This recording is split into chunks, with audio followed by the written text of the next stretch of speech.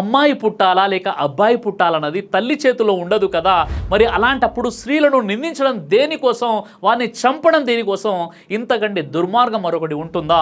కర్ణాటక రాష్ట్రం కొప్పల్ జిల్లాలో 4 ఏళ్లుగా 3 ఆడపిల్లలు పుట్టారని భర్త మరియు కుటుంబ సభ్యుల యొక్క నిత్య వేధింపులు తట్టుకోలేక 25 ఏళ్ల హనుమవ్వ గమ్మగేరిని అనే యువతి అక్టోబర్ 21, 2024 సోమవారం కొప్పల్ జిల్లాలోని ఉరివేసుకుని ఆత్మహత్య చేసుకుంది.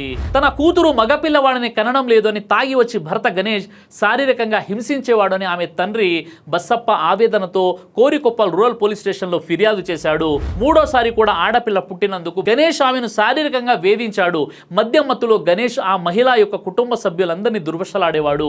ఇది తట్టుకోలేక ఆమె సోమవారం తన యొక్క 4 సంవత్సరాల, 3 సంవత్సరాల మరియు 4 నెలల వయసున్న 3 కుమార్తెలను వదిలి హనుమవ్వ తన నివాసంలో ఉరివేసుకొని మృతి చెందింది. భర్త గణేష్ ని పోలీసులు అరెస్ట్ చేశారు.